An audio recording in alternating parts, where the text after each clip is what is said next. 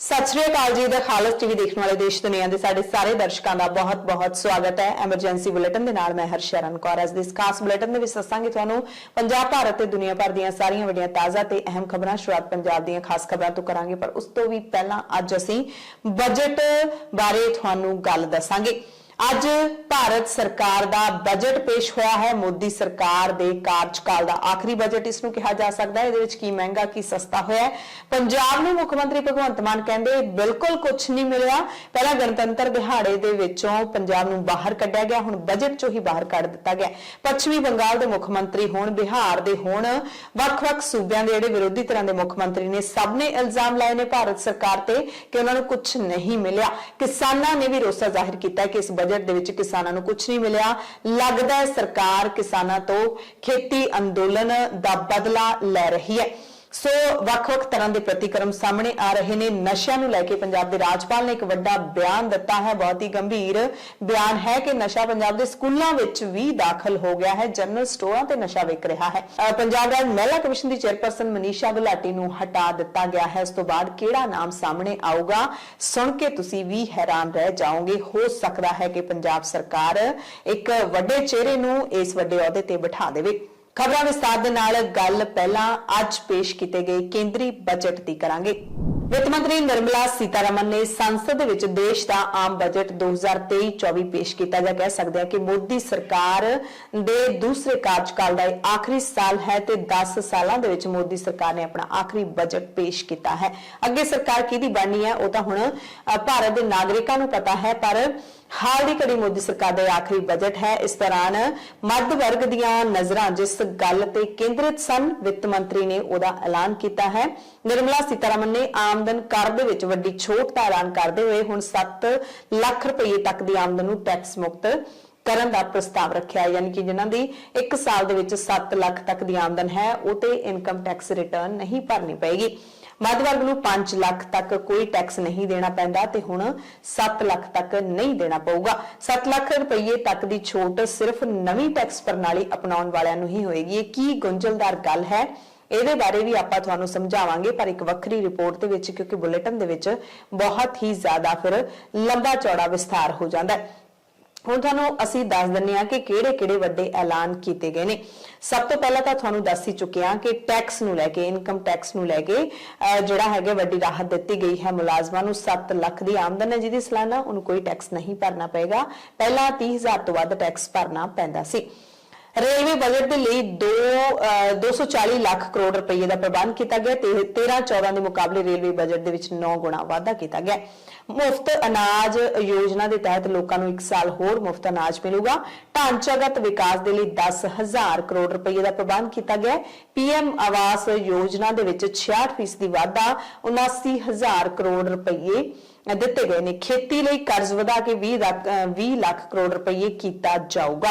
खेतीबाड़ी सैक्टर लई वखरा फंड रखने का भी ऐलान किया गया। सूबा सरकारां नूं 15 सालों के लिए ब्याज मुक्त कर्जा दिता जाऊगा। 15 साल उन्हां नूं ब्याज देने की कोई लोड़ नहीं है। पछड़ियां श्रेणियां मिशन तहत 15,000 करोड़ का प्रबंध होगा। PM सुरक्षा के तहत 44 करोड़ 60 लाख लोगों को बीमा सुविधा दी जाएगी। गोवर्धन योजना के लिए 10,000 करोड़ का प्रबंध किया जाऊगा। खेतरी संपर्क ਵਧਾਉਣ के लिए 50 नवे airport, helipad, advanced landing grounds, water aerodrome बनाए जाएंगे। महिला सम्मान बचत योजना शुरू होगी। ब्याज मिलेगा 7.5%। सीनियर सिटीजन सेविंग स्कीम की हद 15 लाख तो बढ़ा के 30 लाख करने का ऐलान किया गया। ਇਹ ਵਿੱਤ ਮੰਤਰੀ निर्मला सीतारमन ਦੇ ਵੱਲੋਂ पेश ਕੀਤੇ गए बजट ਦੀਆਂ कुछ अहम ਗੱਲਾਂ ਸਨ। ਹੁਣ ਅਸੀਂ ਤੁਹਾਨੂੰ ਜੇ ਵਿਸਥਾਰ ਦੇ ਵਿੱਚ ਦੱਸੀਏ ਤਾਂ ਸਭ ਤੋਂ ਪਹਿਲਾਂ ਜਿਹੜਾ ਆਮਦਨ ਕਰ ਬਾਰੇ ਐਲਾਨ ਕੀਤਾ ਗਿਆ ਹੈ ਉਹ ਤੁਹਾਨੂੰ ਦੱਸਦੇ ਹਾਂ।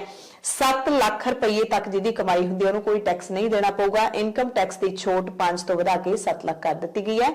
3 ਤੋਂ 6 ਲੱਖ ਤੱਕ 5% ਟੈਕਸ ਲੱਗੂ। 6 ਤੋਂ 9 ਲੱਖ ਤੱਕ 10%, 9 ਤੋਂ 12 ਲੱਖ ਤੱਕ 15%। ਨਵੇਂ ਟੈਕਸ ਵਿੱਚ 7 ਸਲੈਬ ਘਟਾ ਕੇ 5 ਕਰ ਦਿੱਤੇ गए ਨੇ। की महंगा की सस्ता होया। विदेश तो आने वाला सोना, चांदी ते प्लैटिनम महंगा हो गया। सिगरेट इंपोर्टेड दरवाजे ने जिहड़े वो महंगे हो गए ने। रसोई दी चिमनी भी महंगी हो गई है। सस्ता की होया। ਕਸਟਮ ਡਿਊਟੀ ਘਟਾ ਕੇ 13% ਕਰ ਦਿੱਤੀ ਗਈ ਹੈ। ਐਕਸਾਈਜ਼ ਖਿਡੌਣੇ ਸਾਈਕਲ ਤੇ ਆਟੋਮੋਬਾਈਲ ਸਸਤੇ ਹੋ ਗਏ ਨੇ। ਮੋਬਾਈਲ ਫੋਨ ਤੇ ਕੈਮਰਿਆਂ ਦੇ ਲੈਂਸ ਸਸਤੇ ਹੋ ਗਏ ਨੇ, ਯਾਨੀ ਕਿ ਟੈਕਨੋਲੋਜੀ ਦੇ ਨਾਲ ਜੁੜੀਆਂ ਚੀਜ਼ਾਂ ਸਸਤੀਆਂ ਹੋਈਆਂ ਨੇ। ਬਾਇਓਗੈਸ ਦੇ ਨਾਲ ਜੁੜੀਆਂ ਚੀਜ਼ਾਂ ਵੀ ਸਸਤੀਆਂ ਹੋਈਆਂ। ਇਲੈਕਟ੍ਰਿਕ ਗੱਡੀਆਂ ਸਸਤੀਆਂ ਹੋਣਗੀਆਂ। ਇਹ ਸਰਕਾਰ ਦੇ ਵੱਲੋਂ ਤਾਂ ਕੀਤਾ ਗਿਆ ਤਾਂ ਕਿ ਲੋਕ ਜਿਹੜਾ ਹੈਗਾ ਇਲੈਕਟ੍ਰਿਕ ਗੱਡੀਆਂ ਦੀ ਵਰਤੋਂ ਵੱਧ ਕਰਨ ਤੇ ਪ੍ਰਦੂਸ਼ਣ ਘੱਟ ਹੋਵੇ। ਚੋਣਵੀਆਂ ਚੀਜ਼ਾਂ ਦੇ ਉੱਤੇ ਵੀ ਕਰ ਘਟਿਆ ਹੈ, ਸੋ ਇਹ ਚੀਜ਼ਾਂ ਨੇ ਜਿਹੜੀਆਂ ਸਸਤੀਆਂ ਹੋਈਆਂ ਨੇ। ਸਭ ਤੋਂ ਪਹਿਲਾਂ ਮੋਬਾਈਲ ਫੋਨਾਂ ਦੇ ਸਸਤੇ ਹੋਣ ਦੀ ਵੱਡੀ ਰਾਹਤ ਜਿਹੜੀ ਲੋਕਾਂ ਨੂੰ ਮਿਲੂਗੀ। ਖੇਤੀਬਾੜੀ ਦੇ ਲਈ ਕੀ ਐਲਾਨ ਕੀਤੇ ਨੇ ਉਹ ਵੀ ਅਸੀਂ ਤੁਹਾਨੂੰ ਦੱਸ ਦਿੰਦੇ ਹਾਂ। ਖੇਤੀ ਦੇ ਲਈ ਕਹਿੰਦੇ ਡਿਜੀਟਲ ਢਾਂਚਾਗਤ ਸਹੂਲਤਾਂ ਲਿਆਂਦੀਆਂ ਜਾਣਗੀਆਂ। ਖੇਤੀ ਪ੍ਰੋਤਸਾਹਨ ਫੰਡ ਸਥਾਪਿਤ ਕੀਤਾ ਜਾਊਗਾ। 20 ਲੱਖ ਕਰੋੜ ਦਾ ਕਿਸਾਨੀ ਕਰਜ਼ਾ ਫੰਡ ਲਿਆਂਦਾ ਜਾਊਗਾ। ਮੁਫਤ ਅਨਾਜ ਤੇ 2 ਲੱਖ ਕਰੋੜ ਤੋਂ ਜ਼ਿਆਦਾ ਦਾ ਬਜਟ ਰੱਖਿਆ ਗਿਆ ਹੈ। 80 ਕਰੋੜ ਲੋਕਾਂ ਨੂੰ ਮੁਫਤ ਅਨਾਜ ਮਿਲੇਗਾ। ਕਪਾਹ ਦੀ ਖੇਤੀ ਲਈ ਪੀਪੀਪੀ ਮਾਡਲ ਤੇ ਜ਼ੋਰ ਦਿੱਤਾ ਜਾਊਗਾ। ਬਾਗਬਾਨੀ ਯੋਜਨਾਵਾਂ ਲਈ 2200 ਕਰੋੜ ਰੁਪਏ ਰੱਖੇ ਗਏ ਨੇ। ਇਸ ਬਜਟ ਵਿੱਚ ਖੇਤੀ ਖੇਤਰ ਵਿੱਚ ਸਟਾਰਟਅਪ ਨੂੰ ਬੜਾਵਾ ਦਿੱਤਾ ਗਿਆ। ਸਟਾਰਟਅਪ ਖੋਲ੍ਹਣ ਦੇ ਲਈ AAF ਸਥਾਪਿਤ ਹੋਵੇਗੀ। ਕਿਸਾਨਾਂ ਨੂੰ ਡਿਜੀਟਲ ਟ੍ਰੇਨਿੰਗ ਦਿੱਤੀ ਜਾਏਗੀ। ਐਗਰੀਕਲਚਰ ਐਕਸਲਰੇਟਰ ਫੰਡ ਦਾ ਗਠਨ ਹੋਵੇਗਾ। ਮੋਟੇ ਅਨਾਜ ਲਈ ਬੜਾਵਾ ਦੇਣ ਦੇ ਲਈ ਸ਼੍ਰੀ ਅੰਨ ਯੋਜਨਾ ਸ਼ੁਰੂ ਹੋਵੇਗੀ। ਭਾਰਤੀ ਮਿਲਟਸ ਸੰਸਥਾ ਦਾ ਗਠਨ ਹੋਏਗਾ। ਅੱਜਕੱਲ ਲੋਕ ਕਣਕ ਨੂੰ ਛੱਡ ਕੇ ਬਾਕੀ ਜਿਹੜੇ ਮਿਲਟ ਨੇ ਅਨਾਜ ਉਹ ਖਾਣ ਦੇ ਵਿੱਚ ਜ਼ਿਆਦਾ ਇੰਟਰਸਟਡ ਨੇ। ਖੇਤੀ ਖੇਤਰ ਵਿੱਚ ਸਟੋਰੇਜ ਵਧਾਈ ਜਾਏਗੀ। ਪਸ਼ੂ ਪਾਲਣ, ਮੱਛੀ ਪਾਲਣ, ਡੇਅਰੀ ਖੇਤਰ ਵਿੱਚ ਕਰਜ਼ਾ ਦੇਣ ਤੇ ਜ਼ਿਆਦਾ ਜਿਹੜਾ ਫੋਕਸ ਕੀਤਾ ਜਾਊਗਾ।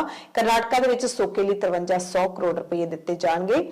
ਸੋਕੇ ਦੇ ਨਾਲ ਨਜਿੱਠਣ ਦੇ ਲਈ ਕੀਟਨਾਸ਼ਕਾਂ ਦੇ ਲਈ 100 ਬਾਇਓ ਇਨਪੁਟ ਸੈਂਟਰ ਖੋਲੇ ਜਾਣਗੇ। ਗੋਬਰ ਧਨ ਸਕੀਮ ਤਹਿਤ 10,000 ਕਰੋੜ ਖਰਚ ਕੀਤੇ ਜਾਣਗੇ। ਵਿਆਪਕ ਕੇਂਦਰੀਕਰਨ ਭੰਡਾਰਨ ਦੀ ਯੋਜਨਾ 1 ਕਰੋੜ ਕਿਸਾਨਾਂ ਨੂੰ ਨੈਚੁਰਲ ਫਾਰਮਿੰਗ ਕਰਵਾਈ ਜਾਵੇਗੀ। ਸੋ ਇਹ ਸਾਰੇ ਐਲਾਨ ਕੀਤੇ ਗਏ ਨੇ। ਅੱਗੇ ਕਿਸਾਨਾਂ ਦਾ ਰਿਐਕਸ਼ਨ ਕੀ ਹੈ ਉਹ ਵੀ ਤੁਹਾਨੂੰ ਅੱਗੇ ਦੱਸਦੇ ਹਾਂ। ਤੇ ਹੁਣ ਜੇ ਵਿੱਦਿਆ ਦੇ ਖੇਤਰ ਦੀ ਗੱਲ ਕਰ ਲਈਏ, ਐਜੂਕੇਸ਼ਨ ਦੀ ਗੱਲ ਕਰ ਲਈਏ ਤਾਂ ਇਸ ਬਜਟ ਨੇ ਐਜੂਕੇਸ਼ਨ ਨੂੰ ਕੀ ਦਿੱਤਾ ਹੈ।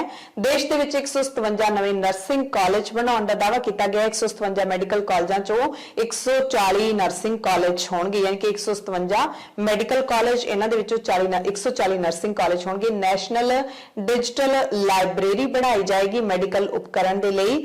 ਡਿਸਿਪਲਿਨ ਸਕੂਲ ਬਣੇਗਾ। ਮੈਡੀਕਲ ਕਾਲਜਾਂ ਨੂੰ ਰਿਸਰਚ ਦੇ ਲਈ ਤਿਆਰ ਕਰਾਂਗੇ, ਯਾਨੀ ਕਿ ਨਵੀਆਂ ਖੋਜਾਂ ਹੋਣਗੀਆਂ। ਆਦੀਵਾਸੀਆਂ ਦੇ ਲਈ ਨਵੇਂ ਸਕੂਲ ਖੋਲੇ ਜਾਣਗੇ। ਆਦੀਵਾਸੀਆਂ ਦੇ ਵਿਕਾਸ ਲਈ 15,000 ਕਰੋੜ। ਏਕਲਵਿਆ ਯੋਜਨਾ ਤਹਿਤ 750 ਨਵੇਂ ਸਕੂਲ ਖੋਲੇ ਜਾਣਗੇ। ਏਕਲਵਿਆ ਸਕੂਲਾਂ ਦੇ ਵਿੱਚ 38,800 ਅਧਿਆਪਕਾਂ ਦੀ ਨਿਯੁਕਤੀ ਕੀਤੀ ਜਾਊਗੀ। ਫਾਰਮਾ ਦੇ ਵਿੱਚ ਰਿਸਰਚ ਇਨੋਵੇਸ਼ਨ ਦਾ ਨਵਾਂ ਪ੍ਰੋਗਰਾਮ ਸ਼ੁਰੂ ਹੋਏਗਾ। ਫਾਰਮਾ ਦੇ ਵਿੱਚ ਫਾਰਮਾਸਿਊਟੀਕਲ ਸੈਕਟਰ ਦੇ ਵਿੱਚ ਵੀ ਨਵੀਆਂ ਯੋਜਨਾਵਾਂ ਲਿਆਂਦੀਆਂ ਜਾਣਗੀਆਂ। ਸੋ ਹੁਣ ਨੌਜਵਾਨਾਂ ਦੇ ਲਈ ਕੀ ਹੈ? ਸਭ ਤੋਂ ਵੱਡੀ ਉਮੀਦ ਹੁੰਦੀ ਹੈ ਨੌਜਵਾਨਾਂ ਨੂੰ ਕਿ ਸਰਕਾਰ ਉਹਨਾਂ ਦੇ ਲਈ ਕੋਈ ਯੋਜਨਾ ਲਿਆ ਰਹੀ ਹੈ ਜਾਂ ਫਿਰ ਨਹੀਂ। 30 ਸਕਿੱਲ ਇੰਡੀਆ ਇੰਟਰਨੈਸ਼ਨਲ ਸੈਂਟਰ ਸਥਾਪਿਤ ਹੋਣਗੇ। PM ਕੌਸ਼ਲ ਵਿਕਾਸ ਯੋਜਨਾ 4.0 ਲਾਂਚ ਕੀਤੀ ਜਾਏਗੀ। 47 ਲੱਖ ਨੌਜਵਾਨਾਂ ਨੂੰ 3 ਸਾਲਾਂ ਤੱਕ ਭੱਤਾ ਦਿੱਤਾ ਜਾਊਗਾ। ਗਲੋਬਲ ਪੱਧਰ ਦੀ ਟ੍ਰੇਨਿੰਗ ਦਵਾਈ ਜਾਏਗੀ। ਪੂੰਜੀ ਨਿਵੇਸ਼ ਨੂੰ 33% ਵਧਾ ਕੇ 10 ਲੱਖ ਕਰੋੜ ਕੀਤਾ ਗਿਆ ਹੈ, ਜੋ ਕਿ GDP ਦਾ 3.3% ਹੋਏਗਾ। 50 ਨਵੇਂ 에ਅਰਪੋਰਟ ਬਣਾਏ ਜਾਣਗੇ ਅਤੇ ਨੌਜਵਾਨਾਂ ਨੂੰ ਨੌਕਰੀਆਂ ਮਿਲਣਗੀਆਂ। ਹੈਲੀਪੋਰਟਸ 에ਅਰਡਰੋਮ ਬਣਨਗੇ। ਹਾਈਡਰੋਜਨ ਮਿਸ਼ਨ ਦੇ ਲਈ 1,97,000 ਕਰੋੜ ਰੁਪਏ ਰੱਖੇ ਗਏ ਨੇ।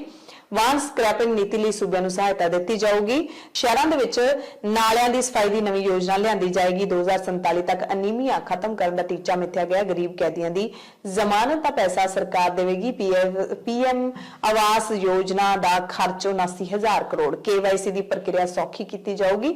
ਜਿਹੜੀ KYC ਕਰਵਾਉਣੀ ਹੁੰਦੀ ਹੈ, ਆਧਾਰ ਕਾਰਡ, ਪੈਨ ਕਾਰਡ ਅਪਡੇਟ ਕਰਵਾਉਣਾ ਹੁੰਦਾ ਹੈ ਬੈਂਕ ਜਾਂ ਹੋਰ ਕਿਤੇ। ਡਿਜੀ ਲੋਕਰ ਤੇ ਦਸਤਾਵੇਜ਼ ਸ਼ੇਅਰ ਕਰਨ ਨੂੰ ਬੜਾਵਾ ਦਿੱਤਾ ਜਾਏਗਾ। ਪੈਨ ਕਾਰੋਬਾਰ ਸ਼ੁਰੂ ਕਰਨ ਦਾ ਮੁੱਖ ਆਧਾਰ ਹੋਵੇਗਾ। ਦਸਤਾਵੇਜ਼ਾਂ ਨੂੰ ਆਨਲਾਈਨ ਦਿਖਾਏ ਜਾਣ ਦੀ ਪ੍ਰਕਿਰਿਆ ਤੇਜ਼ ਹੋਏਗੀ। ਆਨਲਾਈਨ ਰੱਖਣ ਦੀ ਕਹਿ ਸਕਦੇ ਆ, ਯਾਨੀ ਕਿ ਜੇ ਹੁਣ ਤੁਸੀਂ ਕਿਤੇ ਜਾ ਰਹੇ ਹੋ, ਤੁਹਾਨੂੰ ਕਿਹਾ ਜਾਂਦਾ ਹੈ ਡਰਾਈਵਿੰਗ ਲਾਇਸੈਂਸ ਦਿਖਾਓ, ਤਾਂ ਤੁਹਾਡੇ ਕੋਲ ਜੇ ਡਰਾਈਵਿੰਗ ਲਾਇਸੈਂਸ ਨਹੀਂ ਤਾਂ ਤੁਸੀਂ ਆਪਣੇ ਫੋਨ 'ਚੋਂ ਦਿਖਾ ਸਕਦੇ ਹੋ, ਆਨਲਾਈਨ ਦਿਖਾ ਸਕਦੇ ਹੋ। MSME ਦੇ ਲਈ ਵਿਆਜ ਦਰ ਵਿੱਚ 1% ਦੀ ਛੋਟ ਦਾ ਐਲਾਨ ਕੀਤਾ ਗਿਆ ਹੈ। To increase the rebate limit to 7 lakh in the new tax regime. Thus, persons in the new tax regime with income up to 7 lakhs will not have to pay any tax at all. The second proposal relates to middle class individuals. I had introduced in the year 2020 the new personal income tax regime with 6 income slabs starting from 2.5 lakh. I propose to change the tax structure in this regime by reducing the number of slabs to 5 and increasing the tax exemption limit to 3 lakhs. the new tax rates are 0 to 3 lakh, nil. 3 to 6 lakhs, 5%. 6 to 9 lakhs, 10%. 9 to 12 lakh, 15%. 12 to 15 lakhs, 20%. And above 15 lakhs, 30%. ਸੋ ਵਿੱਤ ਮੰਤਰੀ ਨਿਰਮਲਾ ਸੀਤਾਰਮਨ ਨੇ budget ਪੇਸ਼ ਕਰ ਦਿੱਤਾ ਹੈ। ਇਸ ਤੇ ਕਿਸਨੇ ਕੀ ਕਿਹਾ ਹੈ, ਪੰਜਾਬ ਦੇ ਮੁੱਖ ਮੰਤਰੀ ਨੇ ਕੀ ਕਿਹਾ, ਉਹ ਵੀ ਤੁਹਾਨੂੰ ਦੱਸਾਂਗੇ। ਸਭ ਤੋਂ ਪਹਿਲਾਂ ਭਾਰਤ ਦੇ ਪ੍ਰਧਾਨ ਮੰਤਰੀ ਨਰਿੰਦਰ ਮੋਦੀ ਦੀ ਗੱਲ ਕਰ ਲਈਏ ਤਾਂ ਉਹਨਾਂ ਨੇ ਬਜਟ ਦੀ ਖੂਬ ਤਾਰੀਫ ਕੀਤੀ ਹੈ। ਉਹਨਾਂ ਕਿਹਾ ਕਿ ਇਹਦੇ ਵਿੱਚ ਪਛੜੇ ਵਰਗਾਂ ਨੂੰ ਪਹਿਲ ਦਿੱਤੀ ਗਈ ਹੈ। ਕਿਸਾਨਾਂ, ਮੱਧ ਵਰਗ ਦੀਆਂ ਉਮੀਦਾਂ ਦੇ ਨਾਲ ਭਰਪੂਰ ਸਮਾਜ ਦੇ ਸੁਪਨਿਆਂ ਨੂੰ ਇਹ ਬਜਟ ਪੂਰਾ ਕਰੇਗਾ। ਤੇ ਸਰਕਾਰ ਦੀ ਵਿਰੋਧੀ ਧਿਰ ਕਾਂਗਰਸ ਪਾਰਟੀ ਨੇ ਕਿਹਾ ਹੈ ਕਿ ਨਰਿੰਦਰ ਮੋਦੀ ਸਰਕਾਰ ਨੇ ਪਿਛਲੇ ਸਾਲ ਬਜਟ ਤੇ ਵਾਅਵਾ ਖੱਟੀ ਸੀ, ਪਰ ਅਸਲੀਅਤ ਸਾਹਮਣੇ ਆ ਗਈ ਹੈ, ਕਿਉਂਕਿ ਉਹਨਾਂ ਦੀ ਰਣਨੀਤੀ ਵਧੇਰੇ ਵਾਅਦੇ ਤੇ ਕੰਮ ਘੱਟ ਕਰਨ ਵਾਲੀ ਹੈ। ਵਾਅਦੇ ਜ਼ਿਆਦਾ ਕਰਦੇ ਨੇ, ਕੰਮ ਘੱਟ ਕਰਦੇ ਨੇ। ਕਾਂਗਰਸ ਪਾਰਟੀ ਦੇ ਜਨਰਲ ਸਕੱਤਰ ਜੈਰਾਮ ਰਮੇਸ਼ ਨੇ ਟਵੀਟ ਕਰਕੇ ਕਿਹਾ ਕਿ ਪਿਛਲੇ ਸਾਲ ਦੇ ਬਜਟ ਵਿੱਚ ਖੇਤੀਬਾੜੀ, ਸਿਹਤ, ਸਿੱਖਿਆ, ਮਨਰੇਗਾ ਤੇ ਅਨੁਸੂਚਿਤ ਜਾਤੀਆਂ ਦੀ ਭਲਾਈ ਲਈ ਸੰਬੰਧਿਤ ਅਲਾਟਮੈਂਟ ਲਈ ਪ੍ਰਸ਼ੰਸਾ ਕੀਤੀ ਗਈ ਸੀ ਤੇ ਅੱਜ ਦੇ ਦੌਰ 'ਚ ਅਸਲੀਅਤ ਸਭ ਨੂੰ ਪਤਾ ਹੈ ਕਿ ਕੌਣ ਕਿੱਥੇ ਖੜਾ ਹੈ। ਅਸਲ ਖਰਚਾ ਬਜਟ ਦੇ ਨਾਲੋਂ ਬਹੁਤ ਘੱਟ ਹੈ।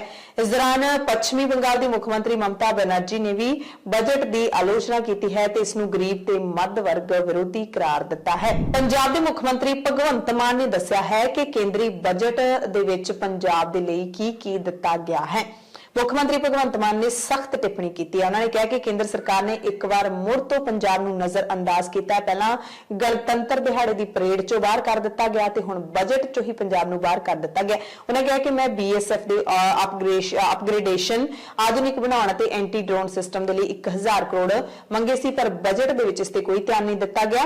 CM ਮਾਨ ਨੇ ਕਿਹਾ ਕਿ ਅਸੀਂ ਰੇਲ ਮੰਤਰੀ ਤੋਂ ਬਠਿੰਡਾ ਤੇ ਅੰਮ੍ਰਿਤਸਰ ਦੇ ਲਈ ਵੰਦੇ ਭਾਰਤ ਟ੍ਰੇਨਾਂ ਮੰਗੀਆਂ ਸਨ, ਪਰ ਬਜਟ ਦੇ ਵਿੱਚ ਨਹੀਂ ਦਿੱਤੀਆਂ ਗਈਆਂ। ਮਾਨ ਨੇ ਇਲਜ਼ਾਮ ਲਾਇਆ ਕਿ ਪਤਾ ਨਹੀਂ ਸਰਕਾਰ ਪੰਜਾਬ ਤੋਂ ਕਿਹੜੀ ਗੱਲ ਦਾ ਬਦਲਾ ਲੈ ਰਹੀ ਹੈ। ਕਿਸਾਨੀ ਤੇ ਵੀ ਮੁੱਖ ਮੰਤਰੀ ਭਗਵੰਤ ਮਾਨ ਨੇ ਘੇਰਦੇ ਹੋਏ ਕਿਹਾ ਕਿ ਕੇਂਦਰ ਸਰਕਾਰ ਕਿਸਾਨਾਂ ਤੋਂ ਚਿੜਦੀ ਹੈ। MSP ਤੇ ਕਾਨੂੰਨ ਬਣਾਉਣ ਬਾਰੇ ਕੁਝ ਨਹੀਂ ਕਿਹਾ ਗਿਆ। ਲੱਗਦਾ ਹੈ ਕਿ ਕੇਂਦਰ ਸਰਕਾਰ ਕਿਸਾਨਾਂ ਤੋਂ ਅੰਦੋਲਨ ਦਾ ਬਦਲਾ ਲੈ ਰਹੀ ਹੈ। ਇਹ ਤਿੱਖੀ ਟਿੱਪਣੀ ਕੀਤੀ ਹੈ ਪੰਜਾਬ ਦੇ ਮੁੱਖ ਮੰਤਰੀ ਭਗਵੰਤ ਸਿੰਘ ਮਾਨ ਨੇ।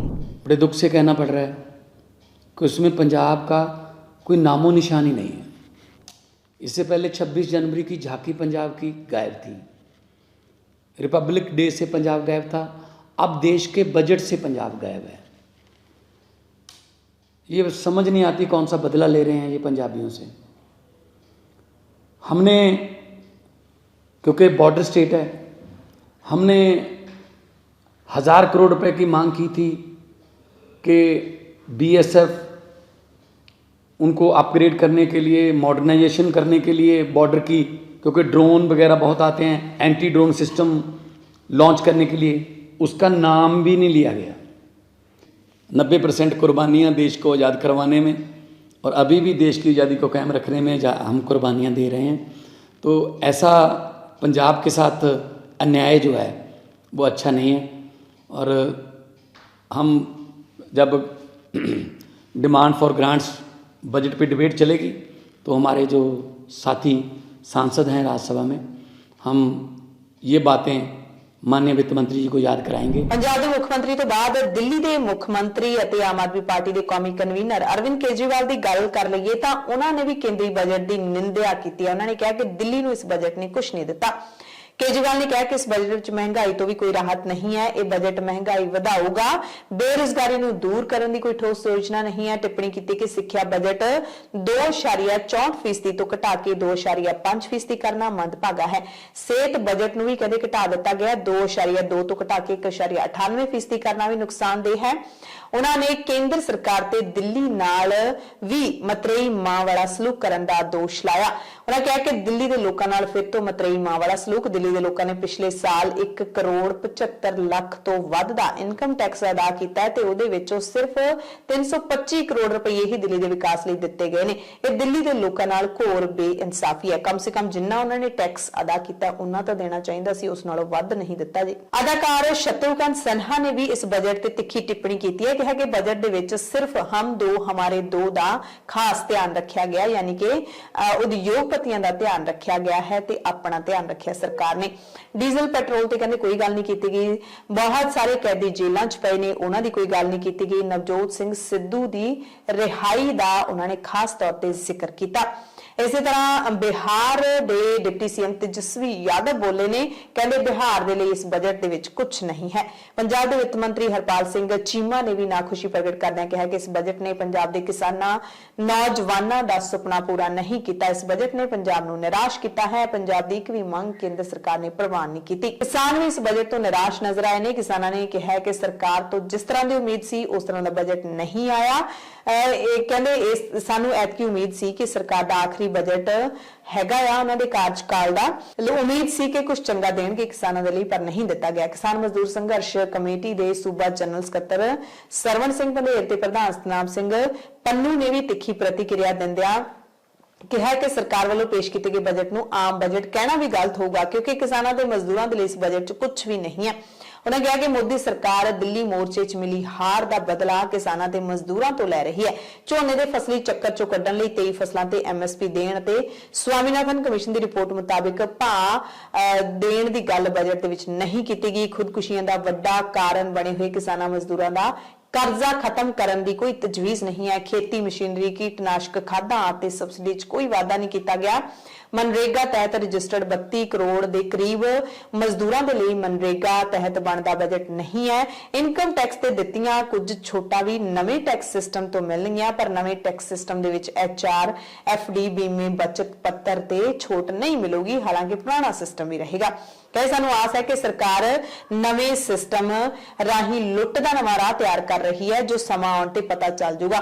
ਕਹਿੰਦੇ ਨਿਤਿਨ ਗਡਕਰੀ ਦਾ ਬਿਆਨ ਵਿੱਚ ਇਹ ਕਹਿਣਾ ਕਿ ਪਹਿਲੀ ਵਾਰੀ ਮਿਡਲ ਕਲਾਸ ਦਾ ਧਿਆਨ ਰੱਖਿਆ ਗਿਆ। ਇੱਕ ਤਰੀਕੇ ਨਾਲ ਉਹਨਾਂ ਦਾ ਇਕਬਾਲ ਕਰਨਾ ਹੈ ਕਿ ਹੁਣ ਤੱਕ 8 ਸਾਲ ਦੇ ਪੇਸ਼ ਕੀਤੇ ਬਜਟ ਵਿੱਚ ਮਿਡਲ ਕਲਾਸ ਨੂੰ ਬੇਵਕੂਫੀ ਬਣਾਇਆ ਗਿਆ। ਕਹਿੰਦੇ ਸਿੱਧ ਕਰਦਾ ਉਹਨਾਂ ਦੀ ਹੀ ਸਰਕਾਰ ਦਾ ਮੰਤਰੀ ਕਹਿ ਰਿਹਾ ਹੈ। ਉਹਨਾਂ ਕਿਹਾ ਕਿ ਜਥੇਬੰਦੀ ਇਸ ਬਜਟ ਨੂੰ ਯਾਨੀ ਕਿ ਕਿਸਾਨ ਮਜ਼ਦੂਰ ਸੰਘਰਸ਼ ਕਮੇਟੀ ਇਸ ਬਜਟ ਨੂੰ ਸਿਰੇ ਤੋਂ ਰੱਦ ਕਰਦੀ ਹੈ। ਸੋ ਇਹ ਤਾਂ ਵੱਖ-ਵੱਖ ਵਰਗਾਂ ਦੀਆਂ ਪ੍ਰਤੀਕਿਰਿਆਵਾਂ ਸਨ, ਸਿਆਸੀ ਲੋਕਾਂ ਦੀਆਂ ਪ੍ਰਤੀਕਿਰਿਆਵਾਂ ਤੇ ਕਿਸਾਨ ਵਰਗ ਦੀਆਂ ਪ੍ਰਤੀਕਿਰਿਆਵਾਂ। ਲਗਾਤਾਰ ਅਸੀਂ ਤੁਹਾਨੂੰ ਹਰ ਵਰਗ ਦੀਆਂ ਜਿਹੜੀਆਂ ਪ੍ਰਤੀਕਿਰਿਆਵਾਂ ਨੇ ਉਹ ਦੱਸਾਂਗੇ ਕਿ ਉਹਨਾਂ ਨੂੰ ਕੀ ਮਿਲਿਆ ਹੈ, ਇਸ ਬਜਟ ਨੂੰ ਸੁਣ ਕੇ ਉਹਨਾਂ ਨੇ ਕੀ ਹਾਸਲ ਕੀਤਾ ਹੈ। ਪਰ ਸ਼ੇਅਰ ਬਾਜ਼ਾਰ ਦੇ ਵਿੱਚ ਜ਼ਰੂਰ ਉਛਾਲ ਆਇਆ ਹੈ। ਨਿਰਮਲਾ ਸੀਤਾਰਮਨ ਦੇ ਬਜਟ ਭਾਸ਼ਣ ਨੂੰ ਲੈ ਕੇ ਸ਼ੇਅਰ ਬਾਜ਼ਾਰ ਵਿੱਚ ਨਿਵੇਸ਼ਕਾਂ ਦੀ ਸਕਾਰਾਤਮਕ ਪ੍ਰਤੀਕਿਰਿਆ ਦੇਖਣ ਨੂੰ ਮਿਲੀ। ਬੁੱਧਵਾਰ ਨੂੰ 30 ਸ਼ੇਅਰਾਂ ਦੇ ਸੂਚਕ ਸੈਂਸੈਕਸ ਦੇ ਵਿੱਚ 1200 ਅੰਕਾਂ ਦਾ ਉਛਾਲ ਦਰਜ ਕੀਤਾ ਗਿਆ। ਟਾਪ ਨਿਊਜ਼ ਬੁਲੇਟਿਨ ਦੇ ਵਿੱਚ ਤੁਹਾਨੂੰ ਕੁਝ ਹੋਰ ਵੱਡੀਆਂ ਖਬਰਾਂ ਦੱਸ ਦਿੰਦੇ ਹਾਂ। ਪੰਜਾਬ ਦੇ ਨਾਲ ਜੁੜੀਆਂ ਹੋਈਆਂ 2 ਵੱਡੀਆਂ ਖਬਰਾਂ ਨੇ। ਪੰਜਾਬ ਦੇ ਰਾਜਪਾਲ ਬਨਵਾਰੀ ਲਾਲ ਪੁਰੋਹਿਤ ਨੇ ਪੰਜਾਬ ਦੇ ਵਿੱਚ ਨਸ਼ਿਆਂ ਦੇ ਉੱਤੇ ਇੱਕ ਵੱਡਾ ਬਿਆਨ ਦਿੱਤਾ ਹੈ। ਪੁਰੋਹਿਤ ਦੇ ਜਿਹੜੇ ਉਹ ਪਠਾਨਕੋਟ ਦੇ ਸਰਹੱਦੀ ਇਲਾਕੇ ਦੇ ਸਰਪੰਚਾਂ ਦੇ ਨਾਲ ਮੀਟਿੰਗ ਕਰਨ ਪਹੁੰਚੇ ਹੋਏ ਸਨ। ਇਸ ਮੌਕੇ ਉਹਨਾਂ ਨੇ ਗੰਭੀਰ ਸਵਾਲ ਚੁੱਕਦਿਆਂ ਕਿਹਾ ਕਿ ਪੰਜਾਬ ਦੇ 6 ਜ਼ਿਲ੍ਹੇ ਬਹੁਤ ਹੀ ਸੰਵੇਦਨਸ਼ੀਲ ਨੇ। ਪਾਕਿਸਤਾਨ ਸਾਡਾ ਦੁਸ਼ਮਣ ਹੈ, ਸ਼ੈਤਾਨੀ ਕਰਨ ਤੋਂ ਬਾਜ਼ ਨਹੀਂ ਆਉਂਦਾ। ਡਰੋਨ ਦੇ ਜ਼ਰੀਏ ਨਸ਼ਾ ਪੰਜਾਬ 'ਚ ਪਹੁੰਚ ਰਿਹਾ ਹੈ। ਪੰਜਾਬ ਦੇ ਵਿੱਚ ਨਸ਼ੇ ਦੀ ਹਾਲਤ ਇਹ ਹੋ ਗਈ ਹੈ ਕਿ ਨਸ਼ਾ ਪੰਜਾਬ ਦੇ ਸਕੂਲਾਂ ਤੱਕ ਪਹੁੰਚ ਚੁੱਕਿਆ ਹੈ ਅਤੇ ਬੱਚਿਆਂ ਦੇ ਵਿੱਚ ਨਸ਼ਾ ਇੰਨਾ ਕੁ ਵੱਧ ਗਿਆ ਹੈ ਕਿ ਆਸਾਨੀ ਦੇ ਨਾਲ ਜਨਰਲ ਸਟੋਰਾਂ ਦੇ ਵਿੱਚ ਮਿਲ ਰਿਹਾ ਹੈ। ਸੋ ਇੱਕ ਵੱਡਾ ਬਿਆਨ, ਬਹੁਤ ਹੀ ਗੰਭੀਰ ਮੁੱਦੇ ਤੇ ਬਹੁਤ ਹੀ ਗੰਭੀਰ ਬਿਆਨ ਰਾਜਪਾਲ ਨੇ ਦਿੱਤਾ ਹੈ ਕਿ ਪੰਜਾਬ ਦੇ ਵਿੱਚ ਨਸ਼ਾ ਸਕੂਲਾਂ ਤੋਂ ਲੈ ਕੇ ਜਨਰਲ ਸਟੋਰਾਂ ਤੱਕ ਪਹੁੰਚ ਗਿਆ ਹੈ। ਇਸ ਬਿਆਨ ਦੇ ਉੱਤੇ, ਰਾਜਪਾਲ ਦੇ ਇਸ ਬਿਆਨ ਦੇ ਉੱਤੇ ਤੁਹਾਡਾ ਕੀ ਕਹਿਣਾ ਹੈ, ਜ਼ਰੂਰ ਕਮੈਂਟ ਕਰਕੇ ਤੁਸੀਂ ਦੱਸਿਓ। ਇੱਕ ਹੋਰ ਵੱਡੀ ਖਬਰ ਪੰਜਾਬ ਰਾਜ ਮਹਿਲਾ ਕਮਿਸ਼ਨ ਦੀ ਚੇਅਰਪਰਸਨ ਮਨੀਸ਼ਾ ਗੁਲਾਟੀ ਦੇ ਨਾਲ ਜੁੜੀ ਹੋਈ ਹੈ। ਮਨੀਸ਼ਾ ਗੁਲਾਟੀ ਨੂੰ ਉਹਨਾਂ ਦੇ ਅਹੁਦੇ ਤੋਂ ਪੰਜਾਬ ਸਰਕਾਰ ਨੇ ਹਟਾ ਦਿੱਤਾ ਹੈ। ਪੰਜਾਬ ਸਰਕਾਰ ਨੇ 2020 ਦੇ ਵਿੱਚ ਕਾਂਗਰਸ ਸਰਕਾਰ ਨੇ ਮਨੀਸ਼ਾ ਗੁਲਾਟੀ ਦੀ ਟਰਮ ਦੇ ਵਿੱਚ ਵਾਅਦਾ ਕਰ ਦਿੱਤਾ ਸੀ ਉਹਨਾਂ ਦੇ ਕੰਮਾਂ ਨੂੰ ਦੇਖਦਿਆਂ ਹੋਇਆ, ਪਰ ਹੁਣ social security, women and child ਵਿਭਾਗ ਦੇ ਵੱਲੋਂ ਜਾਰੀ ਕੀਤੇ ਹੁਕਮਾਂ ਦੇ ਮੁਤਾਬਿਕ ਇਸ ਵਾਅਦੇ ਦੀ ਸਰਕਾਰੀ ਨਿਯਮਾਂ ਦੇ ਵਿੱਚ ਕੋਈ ਪ੍ਰੋਵੀਜ਼ਨ ਹੀ ਨਹੀਂ ਸੀ, ਜਿਸ ਕਰਕੇ ਉਹਨਾਂ ਨੂੰ ਚੇਅਰਪਰਸਨ ਬਣਾਉਣ ਦਾ ਹੁਕਮ ਵਾਪਸ ਲਿਆ ਗਿਆ ਹੈ।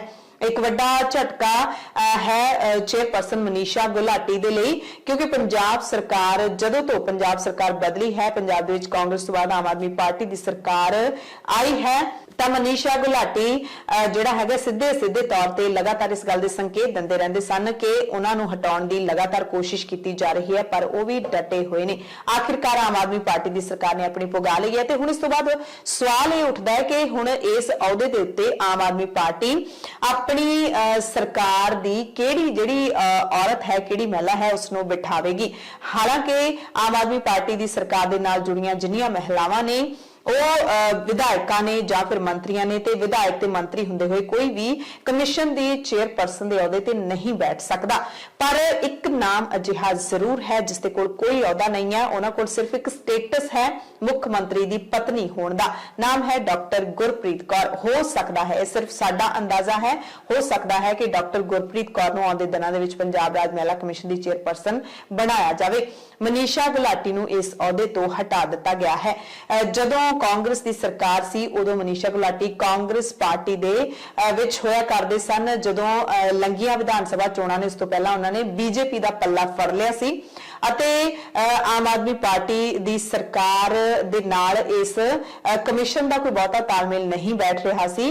ਕੁਝ ਮਹੀਨੇ ਪਹਿਲਾਂ ਪਤਾ ਲੱਗਿਆ ਸੀ ਕਿ ਉਹਨਾਂ ਦੀ ਸੁਰੱਖਿਆ ਨੂੰ ਵੀ ਬਹੁਤ ਘਟਾ ਦਿੱਤਾ ਗਿਆ ਹੈ। ਬਹੁਤ ਸਾਰੇ ਜਿਹੜੇ ਸੁਰੱਖਿਆ ਕਰਮੀ ਵਾਪਸ ਬੁਲਾ ਲਏ ਗਏ ਨੇ। ਜ਼ੈਡ ਸਿਕਿਉਰਿਟੀ ਜਿਹੜੀ ਉਹਨਾਂ ਨੂੰ ਮਿਲੀ ਹੋਈ ਸੀ ਹਰਿਆਣਾ ਦੇ ਵਿੱਚ ਹਮਲੇ ਤੋਂ ਬਾਅਦ, ਉਹ ਵੀ ਹਟਾ ਲਈ ਗਈ ਸੀ ਅਤੇ ਉਸ ਤੋਂ ਬਾਅਦ ਉਹਨਾਂ ਦੇ ਜਿਹੜੇ ਦਫ਼ਤਰੀ ਕਰਮਚਾਰੀ ਨੇ ਉਹਨਾਂ ਨੂੰ ਵੀ ਬਹੁਤ ਗਿਣਤੀ ਦੇ ਵਿੱਚ ਘਟਾ ਦਿੱਤਾ ਗਿਆ ਸੀ, ਕੱਟ ਆਫ ਕਰ ਦਿੱਤਾ ਗਿਆ ਸੀ। ਸੋ ਹੁਣ ਅਗਲਾ ਚਿਹਰਾ ਕਿਹੜਾ ਹੋਵੇਗਾ ਪੰਜਾਬ ਰਾਜ ਮਹਿਲਾ ਕਮਿਸ਼ਨ ਦੀ ਚੇਅਰਪਰਸਨ ਦਾ, ਉਹ ਦੇਖਣਾ ਅਹਿਮ ਰਹੇਗਾ। ਪੰਜਾਬ ਦੀ ਆਮ ਆਦਮੀ ਪਾਰਟੀ ਦੀ ਸਰਕਾਰ ਨੇ ਸਕੂਲੀ ਸਿੱਖਿਆ ਸਿਸਟਮ ਨੂੰ ਸਮੇਂ ਦੇ ਹਾਣੀ ਬਣਾਉਣ ਦਾ ਦਾਅਵਾ ਕੀਤਾ ਹੈ ਅਤੇ ਸਰਕਾਰ ਦੇ ਵੱਲੋਂ ਸਰਕਾਰੀ ਸਕੂਲਾਂ ਦੇ ਮੁੱਢਲੇ ਢਾਂਚੇ ਨੂੰ ਹੋਰ ਮਜ਼ਬੂਤ ਕਰਨ ਦੇ ਲਈ ਸੂਬੇ ਦੇ 1294 ਸਕੂਲਾਂ ਦੇ ਵਿੱਚ 1741 ਨਵੇਂ ਕਲਾਸਰੂਮਸ ਬਣਾਉਣ ਦੇ ਲਈ 130 ਕਰੋੜ 75 ਲੱਖ ਰੁਪਏ ਦੀ ਰਕਮ ਮਨਜ਼ੂਰ ਕੀਤੀ ਹੈ। ਜਾਣਕਾਰੀ ਪੰਜਾਬ ਦੇ ਸਿੱਖਿਆ ਮੰਤਰੀ ਹਰਜੋਤ ਸਿੰਘ ਬੈਂਸ ਨੇ ਦਿੱਤੀ ਹੈ ਤੇ ਉਹਨਾਂ ਨੇ ਇਹ ਵੀ ਦੱਸਿਆ ਕਿ ਮਨਜ਼ੂਰ ਹੋਈ ਗ੍ਰਾਂਟ ਵਿੱਚੋਂ ਪਹਿਲੀ ਕਿਸ਼ਤ ਵਜੋਂ 52 ਕਰੋੜ 23 ਲੱਖ ਰੁਪਏ ਦੀ ਰਾਸ਼ੀ ਹੈ ਜਿਹੜੀ ਉਹ ਜ਼ਿਲ੍ਹਿਆਂ ਨੂੰ ਭੇਜ ਵੀ ਦਿੱਤੀ ਗਈ ਹੈ। ਸ਼੍ਰੋਮਣੀ ਗੁਰਦੁਆਰਾ ਪ੍ਰਬੰਧਕ ਕਮੇਟੀ ਦੇ ਪ੍ਰਧਾਨ ਐਡਵੋਕੇਟ ਹਰਜਿੰਦਰ ਸਿੰਘ ਧਾਮੀ ਨੇ ਕਿਹਾ ਕਿ ਬੰਦੀ ਸਿੰਘਾਂ ਦੀ ਰਿਹਾਈ ਦੇ ਹੱਕ ਦੇ ਵਿੱਚ 30 ਲੱਖ ਪ੍ਰੋਫਾਰਮੇ ਦਸਤਖਤ ਕਰਵਾ ਕੇ ਰਾਸ਼ਟਰਪਤੀ ਨੂੰ ਭੇਜੇ ਜਾਣਗੇ। ਮੁਹਿੰਮ ਨੂੰ 31 ਜਨਵਰੀ ਤੋਂ 1 ਮਹੀਨਾ ਹੋਰ ਵਧਾ ਦਿੱਤਾ ਗਿਆ ਹੈ। ਪਹਿਲਾਂ 31 ਜਨਵਰੀ ਤੱਕ ਮੁਹਿੰਮ ਚੱਲਣੀ ਸੀਗੀ, 1 ਦਸੰਬਰ ਤੋਂ ਸ਼ੁਰੂ ਹੋਈ ਸੀ, ਪਰ 1 ਮਹੀਨਾ ਹੋਰ ਵਧਾ ਦਿੱਤਾ ਗਿਆ ਹੈ। ਐਡਵੋਕੇਟ ਧਾਮੀ ਨੇ ਕਿਹਾ ਕਿ ਇਸ ਮੁਹਿੰਮ ਨੂੰ ਹੁਣ ਘਰ ਘਰ ਪਹੁੰਚਾਇਆ ਜਾਵੇਗਾ, ਪਿੰਡਾਂ ਸ਼ਹਿਰਾਂ ਦੇ ਵਿੱਚ ਘਰ ਘਰ ਤੱਕ ਪਹੁੰਚਾਇਆ ਜਾਵੇਗਾ ਅਤੇ ਐਸਜੀਪੀਸੀ ਬੰਦੀ ਸਿੰਘਾਂ ਦੀ ਰਿਹਾਈ ਦੇ ਮੁੱਦੇ ਨੂੰ ਯੂਐਨ ਨੂੰ ਵੀ ਲੈ ਕੇ ਜਾਏਗੀ ਕਿਉਂਕਿ ਮਨੁੱਖੀ ਹੱਕਾਂ ਦੇ ਨਾਲ ਜੁੜਿਆ ਹੋਇਆ ਮੁੱਦਾ ਹੈ। ਅੱਜ ਤੱਕ ਮੈਂ ਕਹਿ ਸਕਦਾ ਵੀ ਲੋਕ ਆਪਣੀ ਸਵੈ ਇੱਛਾ ਨਾਲ ਫਾਰਮ ਭਰਦੇ ਆ ਔਰ ਬਹੁਤ ਵੱਡੀ ਪੱਧਰ ਤੇ ਭਰ ਰਹੇ ਆ ਤੇ ਪਰ ਅਸੀਂ ਚਾਹੁੰਦੇ ਸੀ ਵੀ ਇਹਨੂੰ ਜੰਗੀ ਪੱਧਰ ਤੇ ਲਾਇਆ ਜਾਵੇ। ਸੋ ਅੱਜ ਇਹ ਪਹਿਲੀ ਮੀਟਿੰਗ ਹੋਈ ਆ, ਕੱਲ ਨੂੰ ਦੂਜੀ ਹੋਊਗੀ, ਫਿਰ ਤੀਜੀ ਹੋਊਗੀ ਤੇ ਪ੍ਰਚਾਰਕਾਂ ਨੇ ਬਹੁਤ ਵੱਡਾ ਇਸ ਗੱਲ ਇਹ ਹੰਗਾਰਾ ਵੀ ਦਿੱਤਾ ਕਿ ਅਸੀਂ ਇਕੱਲੇ ਮਾਝੇ ਜ਼ੋਨ ਦੇ ਵਿੱਚੋਂ ਅੱਜ ਤੋਂ ਇਲਾਵਾ ਜਿਹੜੇ ਫਾਰਮ ਭਰ ਗਏ ਉਹਦੇ ਵਿੱਚ 3 ਲੱਖ ਤੋਂ 5 ਲੱਖ ਜਿਹੜੇ ਫਾਰਮ ਭਰ ਕੇ ਦੇਵਾਂਗੇ।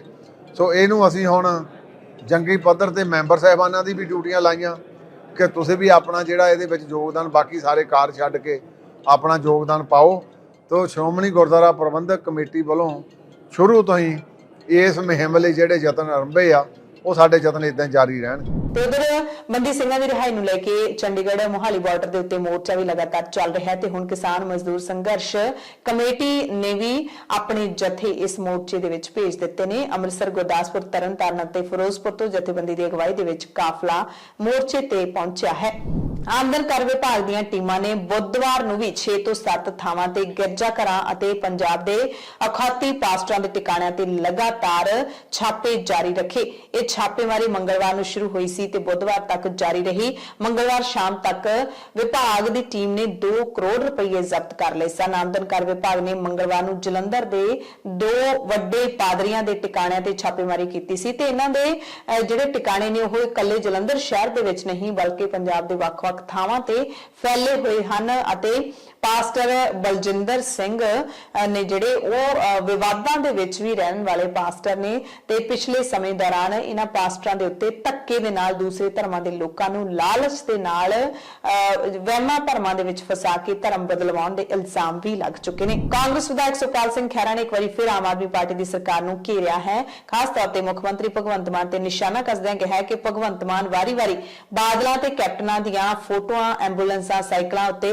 ਲਗਾਉਣ ਦਾ ਮਜ਼ਾਕ ਉਡਾਉਂਦੇ ਰਹਿੰਦੇ ਸੀ ਪਰ ਉਹਨਾਂ ਨੇ ਹੁਣ 2023 ਦੀ ਸਰਕਾਰੀ ਡਾਇਰੀ ਉੱਤੇ ਅਤੇ ਮਾਰਕਫੈਡ ਦੇ ਕੈਲੰਡਰਾਂ ਤੇ ਆਪਣੀ ਤਸਵੀਰ ਚਿਪਕਾਉਣ ਨਾਲ ਖੋਖਲੇਪਣ ਦੇ ਸਾਰੇ ਰਿਕਾਰਡ ਤੋੜ ਦਿੱਤੇ ਨੇ ਜੋ ਪਹਿਲਾਂ ਕਿਸੇ ਵੀ ਮੁੱਖ ਮੰਤਰੀ ਨੇ ਨਹੀਂ ਕੀਤਾ। ਇਹ ਪਹਿਲਾਂ ਉਹਨਾਂ ਗੱਲਾਂ ਦਾ ਜਿਨ੍ਹਾਂ ਦਾ ਵਿਰੋਧ ਕਰਦੇ ਰਹੇ ਨੇ ਉਹੀ ਹੁਣ ਖੁਦ ਵੀ ਕਰ ਰਹੇ ਨੇ। ਤੇ ਜਿਹੜਾ ਕੈਲੰਡਰ ਹੈ ਮਾਰਕਫੈਡ ਦਾ ਕੈਲੰਡਰ ਹੈ ਉਹ ਤੇ ਹੁਣ ਤੱਕ ਤਾਂ ਸੱਚਖੰਡ ਸ੍ਰੀ ਦਰਬਾਰ ਸਾਹਿਬ ਜਾਂ ਫਿਰ ਗੁਰੂ ਸਾਹਿਬਾਨਾਂ ਦੀ ਫੋਟੋ ਲੱਗਦੀ ਆਈ ਸੀ, ਪਰ ਹੁਣ ਆਮ ਆਦਮੀ ਪਾਰਟੀ ਦੀ ਸਰਕਾਰ ਦੇ ਵੇਲੇ ਬਦਲਾਅ ਦੇਖਣ ਨੂੰ ਜ਼ਰੂਰ ਮਿਲਿਆ ਕਿ ਇਸ ਕੈਲੰਡਰ ਦੇ ਉੱਤੇ ਮੁੱਖ ਮੰਤਰੀ ਦੀ ਫੋਟੋ ਚਮਕ ਰਹੀ ਹੈ। ਸ਼੍ਰੋਮਣੀ ਅਕਾਲੀ ਦਲ ਦੀ ਸਾਖ ਲਗਾਤਾਰ ਡਿੱਗਦੀ ਜਾ ਰਹੀ ਹੈ। 2015 ਦੇ ਵਿੱਚ ਜੋ ਸ਼੍ਰੀ ਗੁਰੂ ਗ੍ਰੰਥ ਸਾਹਿਬ ਜੀ ਦੀ ਬੇਅਦਬੀ ਦੀ ਘਟਨਾ ਵਾਪਰੀ ਸੀ, ਉਸ ਤੋਂ ਬਾਅਦ ਜਿਵੇਂ ਦੋਸ਼ੀਆਂ ਨੂੰ ਮੁਲਜ਼ਮਾਂ ਨੂੰ ਬਚਾਇਆ ਗਿਆ, ਉਸ ਤੋਂ ਬਾਅਦ ਸ਼੍ਰੋਮਣੀ ਅਕਾਲੀ ਦਲ 2 ਵਾਰੀ ਦੀਆਂ ਵਿਧਾਨ ਸਭਾ ਚੋਣਾਂ ਦੇ ਵਿੱਚ ਬੁਰੀ ਤਰ੍ਹਾਂ ਦੇ ਨਾਲ ਹਾਰ ਚੁੱਕੀ ਹੈ ਤੇ ਪਾਰਟੀ ਨੂੰ ਖੋਰਾ ਵੀ ਲੱਗਦਾ ਜਾ ਰਿਹਾ ਹੈ। ਵੱਡੇ ਟਕਸਾਲੀ ਲੀਡਰ ਪਾਰਟੀ ਛੱਡ ਕੇ ਚਲੇ ਗਏ ਨੇ ਤੇ ਹੁਣ ਇੱਕ ਹੋਰ ਝਟਕਾ ਲੱਗਿਆ ਹੈ। ਸਾਬਕਾ senior deputy commissioner Kamaljit Singh Bhatia ਨੇ ਪ੍ਰੈਸ ਕਾਨਫਰੰਸ ਕਰਕੇ ਸਾਥੀਆਂ ਸਮੇਤ ਅਕਾਲੀ ਦਲ ਤੋਂ ਅਸਤੀਫਾ ਦੇਣ ਦਾ ਐਲਾਨ ਕਰ ਦਿੱਤਾ। 36 ਸਾਲ ਪਾਰਟੀ ਵਿੱਚ ਵਫਾਦਾਰ ਸਿਪਾਹੀ ਵਜੋਂ ਇਹਨਾਂ ਨੇ ਕੰਮ ਕੀਤਾ ਸੀ। ਭਾਟੀਆ ਬੀਬੀ ਜਗੀਰ ਕੌਰ ਦੇ ਕਰੀਬੀ ਨੇ। 4 ਵਾਰੀ ਕਾਉਂਸਲਰ ਦੀ ਚੋਣ ਜਿੱਤ ਚੁੱਕੇ ਨੇ, ਪਰ ਹੁਣੇ ਕਿਸ ਪਾਰਟੀ ਦੇ ਵਿੱਚ ਸ਼ਾਮਿਲ ਹੋਣਗੇ ਹਾਲੇ ਤੱਕ ਸਾਹਮਣੇ ਨਹੀਂ ਆਇਆ, ਜਿਵੇਂ ਕਿ ਬੀਬੀ ਜਗੀਰ ਕੌਰ ਦਾ ਵੀ ਸਾਹਮਣੇ ਨਹੀਂ ਆਇਆ। ਭਾਟੀਆ ਨੇ ਅਸਤੀਫਾ ਦਿੰਦਿਆਂ ਕਿਹਾ, ਪਾਰਟੀ ਛੱਡਣ ਵੇਲੇ ਕਿਹਾ ਕਿ 2022 ਦੀਆਂ ਵਿਧਾਨ ਸਭਾ ਚੋਣਾਂ ਦੌਰਾਨ ਉਹਨਾਂ ਦੀ ਮਿਹਨਤ, ਵਫਾਦਾਰੀ ਅਤੇ ਤਜਰਬੇ ਨੂੰ ਨਜ਼ਰ ਅੰਦਾਜ਼ ਕਰਦਿਆਂ ਪਾਰਟੀ ਨੇ ਟਿਕਟ ਹੀ ਨਹੀਂ ਦਿੱਤੀ। ਪਾਰਟੀ ਦੇ ਵਿੱਚ ਕੰਮ ਕਰਨ ਵਾਲੇ ਉਹਨਾਂ ਦੇ ਹੋਰ ਜਿਹੜੇ ਵਰਕਰ ਨੇ ਉਹਨਾਂ ਨੂੰ ਵੀ ਨਜ਼ਰ ਅੰਦਾਜ਼ ਕੀਤਾ ਗਿਆ, ਘਰੇ ਬੈਠਣ ਲਈ ਮਜਬੂਰ ਕੀਤਾ ਗਿਆ। ਅਜਿਹੇ ਵਿੱਚ ਪਾਰਟੀ ਨਾਲ ਕੰਮ ਕਰਨਾ ਔਖਾ ਹੈ। ਬੁਲੇਟਿਨ ਦੇ ਵਿੱਚ ਕੁਝ ਖਾਸ ਤੇ ਵੱਡੀਆਂ ਖਬਰਾਂ ਪੂਰੇ ਭਾਰਤ ਅਤੇ ਪੂਰੀ ਦੁਨੀਆ ਤੋਂ ਦੱਸ ਦਿੰਦੇ ਹਾਂ। ਭਾਰਤ ਦੀਆਂ ਖਬਰਾਂ ਦੀ ਗੱਲ ਕਰ ਲਈਏ ਤਾਂ ਪੂਰਾ ਦਿਨ ਬੁੱਧਵਾਰ ਨੂੰ ਬਜਟ ਦੀ ਹੀ ਚਰਚਾ ਹੁੰਦੀ ਰਹੀ। ਕੋਈ ਖਾਸ ਵੱਡੀ ਖਬਰ ਦੇਖਣ ਨੂੰ ਨਹੀਂ ਮਿਲੀ, ਪਰ ਜੰਮੂ ਕਸ਼ਮੀਰ ਦੇ ਬਾਰਾਮੂਲਾ ਜ਼ਿਲ੍ਹੇ ਤੋਂ ਤੁਹਾਨੂੰ ਜ਼ਰੂਰ ਖਬਰ ਦੱਸ ਦਿੰਦੇ ਹਾਂ, ਜਿੱਥੇ ਉਚਾਈ ਤੇ ਸਥਿਤ ਗੁਲਮਰਗ ਸਕੀਇੰਗ ਰਿਜ਼ੋਰਟ ਦੇ ਵਿੱਚ ਭਾਰੀ ਬਰਫ਼ ਦਾ ਤੋਦਾ ਡਿੱਗ ਗਿਆ। ਬਾਰਾਮੂਲਾ ਜ਼ਿਲ੍ਹਾ ਪੁਲਿਸ ਦੇ ਬੁਲਾਰੇ ਨੇ ਜਾਣਕਾਰੀ ਦਿੱਤੀ ਕਿ ਬਰਫ਼ ਦੇ ਤੋਦੇ ਡਿੱਗਣ ਬਾਅਦ ਪੁਲਿਸ ਨੇ ਹੋਰ ਏਜੰਸੀਆਂ ਨਾਲ ਮਿਲ ਕੇ ਬਚਾਅ ਕਾਰਜ ਸ਼ੁਰੂ ਕੀਤੇ ਨੇ। 2 ਵਿਦੇਸ਼ੀ ਨਾਗਰਿਕ ਤੇ 2 ਗਾਈਡ ਲਾਪਤਾ ਨੇ। ਸੋ ਗੁਲਮਰਗ ਦੇ ਵਿੱਚ ਬਰਫ਼ ਦੇ ਤੋਦੇ ਡਿੱਗਣ ਕਾਰਨ 4 ਜਣੇ ਲਾਪਤਾ ਹੋ ਗਏ ਨੇ। ਰਿਲਾਇੰਸ ਇੰਡਸਟਰੀਜ਼ ਦੇ ਚੇਅਰਮੈਨ ਮੁਕੇਸ਼ ਅੰਬਾਨੀ ਹੁਣ ਅਡਾਨੀ ਨੂੰ ਪਛਾੜ ਕੇ ਦੁਨੀਆ ਦੇ ਸਭ ਤੋਂ ਅਮੀਰ ਭਾਰਤੀਆਂ ਦੀ ਸੂਚੀ ਦੇ ਵਿੱਚ ਸ਼ਾਮਿਲ ਹੋ ਗਏ ਨੇ। ਪਹਿਲਾਂ ਅਡਾਨੀ ਦਾ ਪਹਿਲੇ 10 ਅਮੀਰ ਵਿਅਕਤੀਆਂ ਦੀ ਸੂਚੀ ਵਿੱਚ ਨਾਮ ਆਉਂਦਾ ਸੀ, ਪਰ ਪਿਛਲੇ 1 ਹਫ਼ਤੇ ਦੇ ਵਿੱਚ ਵੱਡੇ ਨੁਕਸਾਨ ਹੋਣ ਤੋਂ ਬਾਅਦ ਅਡਾਨੀ 10 ਜਣਿਆਂ ਦੀ ਸੂਚੀ ਚੋਂ ਨਿਕਲ ਗਏ ਨੇ ਅਤੇ ਜਿਹੜੇ ਅੰਬਾਨੀ ਗਰੁੱਪ ਦੇ ਚੇਅਰਮੈਨ ਨੇ ਉਹ ਅਡਾਨੀ ਨੂੰ ਪਛਾੜ ਕੇ ਹੁਣ ਦੁਨੀਆ ਦੇ ਸਭ ਤੋਂ ਅਮੀਰ ਭਾਰਤੀਆਂ 'ਚ ਸ਼ਾਮਲ ਹੋ ਗਏ ਨੇ। ਸੁਪਰੀਮ ਕੋਰਟ ਨੇ WhatsApp ਨੂੰ ਆਪਣੇ ਵਾਅਦੇ ਨੂੰ ਜਨਤਕ ਕਰਨ ਦਾ ਨਿਰਦੇਸ਼ ਦਿੱਤਾ ਹੈ ਕਿ ਉਹ ਪਲੇਟਫਾਰਮ ਤੇ ਉਪਲਬਧ ਵਿਕਲਪਾਂ ਨੂੰ ਉਹਨਾਂ ਯੂਜ਼ਰਸ ਤੱਕ ਸੀਮਿਤ ਨਹੀਂ ਕਰੇਗਾ ਜੋ ਉਸ ਦੀ ਨਵੀਂ ਨਿਜਤਾ ਨੀਤੀ ਨਾਲ ਸਹਿਮਤ ਨਹੀਂ ਹਨ। ਸਰਵਉੱਚ ਅਦਾਲਤ ਨੇ WhatsApp ਨੂੰ 2021 ਵਿੱਚ ਸਰਕਾਰ ਨਾਲ ਕੀਤੇ ਆਪਣੇ ਵਾਅਦੇ ਦਾ ਪ੍ਰਚਾਰ ਕਰਨ ਦੇ ਲਈ 5 ਅਖਬਾਰਾਂ ਵਿੱਚ ਇਸ਼ਤਿਹਾਰ ਦੇਣ ਦਾ ਨਿਰਦੇਸ਼ ਦਿੱਤਾ। ਵੱਡੇ ਹਾਦਸਿਆਂ ਦੀਆਂ ਖਬਰਾਂ ਤੁਹਾਨੂੰ ਦੱਸ ਦਿੰਦੇ ਹਾਂ। ਨੋਇਡਾ ਤੋਂ ਸੜਕ ਹਾਦਸੇ ਦੀ ਦਿਲ ਦਹਿਲਾ ਦੇਣ ਵਾਲੀ ਖਬਰ ਸਾਹਮਣੇ ਆਈ ਹੈ। ਇੱਕ ਮਹਿੰਗੀ ਲਗਜ਼ਰੀ ਗੱਡੀ ਮਰਸੀਡੀਜ਼ ਨੂੰ ਹਾਦਸੇ ਤੋਂ ਬਾਅਦ ਅੱਗ ਲੱਗ ਗਈ ਤੇ ਮਰਸੀਡੀਜ਼ ਸਵਾਰ ਵਿਅਕਤੀ ਦੀ ਹਾਦਸੇ ਦੇ ਵਿੱਚ ਅੱਗ ਲੱਗਣ ਕਾਰਨ ਮੌਤ ਹੋ ਗਈ। ਘਟਨਾ ਲੰਘੀ ਰਾਤ ਨੋਇਡਾ ਦੇ ਫੇਸ 2 ਥਾਣਾ ਇਲਾਕੇ ਦੇ ਵਿੱਚ ਵਾਪਰੀ। ਘਟਨਾ ਤੋਂ ਬਾਅਦ ਆਸ-ਪਾਸ ਦੇ ਲੋਕ ਇਕੱਠੇ ਹੋਏ, ਪਰ ਜਿਹੜਾ ਵਿਅਕਤੀ ਸੀ ਉਸ ਨੂੰ ਨਹੀਂ ਬਚਾਇਆ ਜਾ ਸਕਿਆ। ਪੁਲਿਸ ਨੂੰ ਵੀ ਸੂਚਿਤ ਕੀਤਾ ਗਿਆ, ਪਰ ਉਦੋਂ ਤੱਕ ਵੇਲਾ ਖੁੰਝ ਚੁੱਕਿਆ ਸੀ। ਮਹਾਰਾਸ਼ਟਰ ਦੇ ਵਿੱਚ ਵੀ ਭਿਆਨਕ ਸੜਕ ਹਾਦਸਾ ਵਾਪਰਿਆ ਹੈ। ਪੁਣੇ ਸੋਲਾਪੁਰ ਨੈਸ਼ਨਲ ਹਾਈਵੇ ਤੇ ਬੱਸ ਅਤੇ ਟਰੱਕ ਦੇ ਵਿਚਾਲੇ ਜ਼ਬਰਦਸਤ ਟੱਕਰ ਹੋ ਗਈ। ਤੇਜ਼ ਰਫ਼ਤਾਰ ਲਗਜ਼ਰੀ ਬੱਸ ਸੜਕ ਕਿਨਾਰੇ ਖੜੇ ਟਰੱਕ ਦੇ ਨਾਲ ਟਕਰਾ ਗਈ ਤੇ ਖਬਰ ਪੜੇ ਜਾਣ ਤੱਕ 4 ਸਵਾਰੀਆਂ ਦੀ ਮੌਤ ਹੋ ਚੁੱਕੀ ਸੀ। ਭਿਆਨਕ ਸੜਕ ਹਾਦਸੇ ਵਿੱਚ 20 ਤੋਂ ਵੱਧ ਲੋਕ ਜ਼ਖਮੀ ਵੀ ਹੋ ਗਏ। ਜ਼ਖਮੀਆਂ ਨੂੰ ਤੁਰੰਤ ਹਸਪਤਾਲ 'ਚ ਦਾਖਲ ਕਰਵਾਇਆ ਗਿਆ। ਮਰਨ ਵਾਲਿਆਂ ਦੀ ਗਿਣਤੀ ਵਧਣ ਦਾ ਖਦਸ਼ਾ ਹੈ। ਬੱਸ ਵਿੱਚ 35 ਯਾਤਰੀ ਸਵਾਰ ਸਨ। ਇਸੇ ਤਰ੍ਹਾਂ ਹਰਿਆਣਾ ਦੇ ਰਿਵਾੜੀ ਦੇ ਵਿੱਚ ਵੀ ਇੱਕ ਭਿਆਨਕ ਸੜਕ ਹਾਦਸਾ ਵਾਪਰਿਆ। ਇਹਦੇ ਵਿੱਚ 3 ਜਣਿਆਂ ਦੀ ਮੌਤ ਹੋ ਗਈ ਜਦਕਿ 7 ਜਣੇ ਜ਼ਖਮੀ ਹੋ ਗਏ।